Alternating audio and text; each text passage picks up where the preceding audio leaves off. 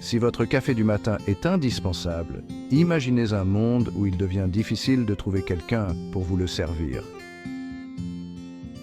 Parlons chiffres. Imaginez entrer dans votre café préféré et voir des tables vides, non pas à cause d'une baisse de popularité, mais parce qu'il n'y a tout simplement pas assez de jeunes pour travailler. C'est une réalité qui pourrait devenir courante si les tendances actuelles se poursuivent. Le taux de fécondité en Allemagne, à peine 1,20 enfants par femme, en Italie 1,24 et en France 1,68.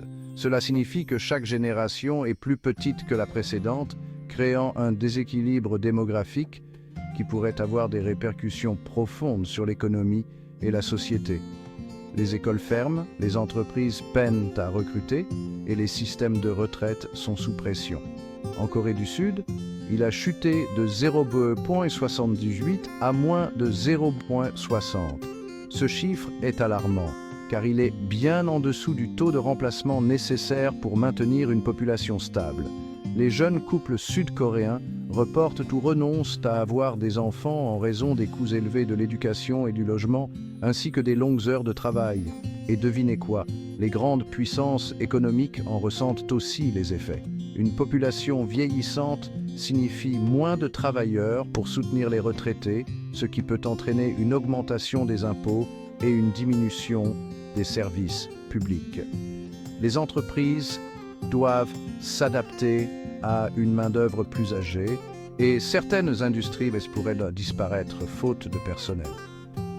Un vent de panique souffle chez les experts en démographie. Ils s'inquiètent de l'impact à long terme de ces tendances sur la stabilité économique et sociale. Les gouvernements sont confrontés à des choix difficiles. Comment encourager les naissances tout en soutenant une population vieillissante?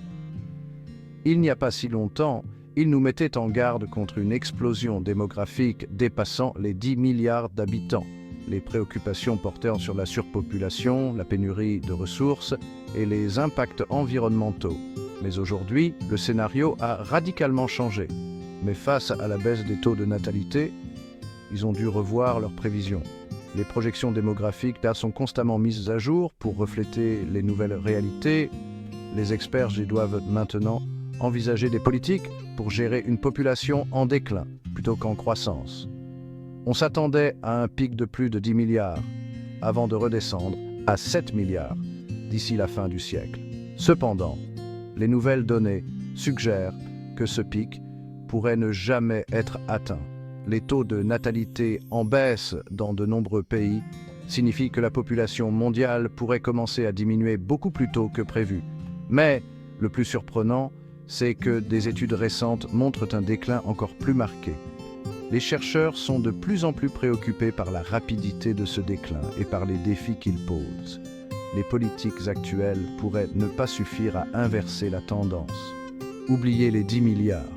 On atteindra à peine 9 milliards et le déclin démographique pourrait commencer dès 2050. Pour atteindre 7 milliards à la fin du siècle. Cela signifie que les générations futures pourraient y vivre dans un monde très différent de celui que nous connaissons aujourd'hui, avec des villes moins peuplées, des campagnes désertifiées et des infrastructures sous-utilisées. Et le plus choquant, ce n'est plus seulement un problème pour les pays développés. Les pays en développement, qui ont historiquement eu des taux de natalité élevés, commencent également à voir des baisses significatives. Cela pourrait avoir des implications majeures pour leur croissance économique et leur développement social. Les marchés émergents le ressentent aussi. Ces pays, qui comptaient sur une population jeune pour alimenter leur croissance économique, doivent maintenant repenser leur stratégie. Les gouvernements doivent trouver des moyens de soutenir une population vieillissante tout en stimulant la natalité. La Colombie a connu une baisse de 22% des naissances en 5 ans. En France, c'est une diminution de 20% en 14 ans. Cette tendance est préoccupante car elle pourrait freiner le développement économique du pays.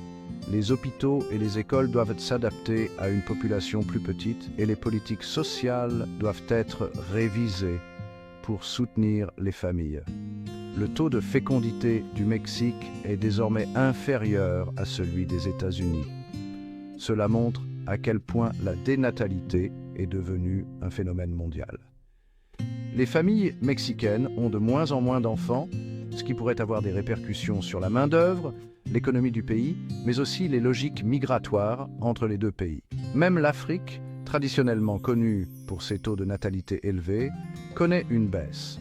Les pays africains doivent maintenant faire face à des défis similaires à ceux des pays développés, avec une population vieillissante et une baisse des naissances. Cela pourrait affecter leur capacité à se développer et à prospérer. Alors, qu'est-ce que cela signifie pour nous? Tout. La dénatalité pourrait transformer notre monde de manière profonde et durable. Les structures familiales changent, les économies doivent s'adapter et les sociétés doivent trouver de nouvelles façons de soutenir leur population. Une tendance démographique changeante bouleverse la donne, économiquement, environnementalement et socialement. Les gouvernements et les entreprises doivent repenser leur stratégie pour s'adapter à une population en déclin. Les politiques de soutien aux familles, les incitations à la natalité et les réformes des systèmes de retraite sont plus importantes que jamais. On s'attend à une croissance plus lente, à des modes de consommation modifiés et même à une réduction des émissions de CO2. Une population plus petite pourrait signifier moins de pression sur les ressources naturelles et une empreinte carbone réduite, mais cela pourrait aussi signifier moins d'innovation et de dynamisme économique. Les zones rurales pourraient devenir des villes fantômes et les marchés immobiliers devront s'adapter.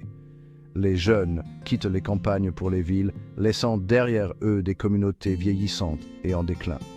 Les gouvernements doivent trouver des moyens de revitaliser ces zones et de rendre les campagnes attractives pour les jeunes familles.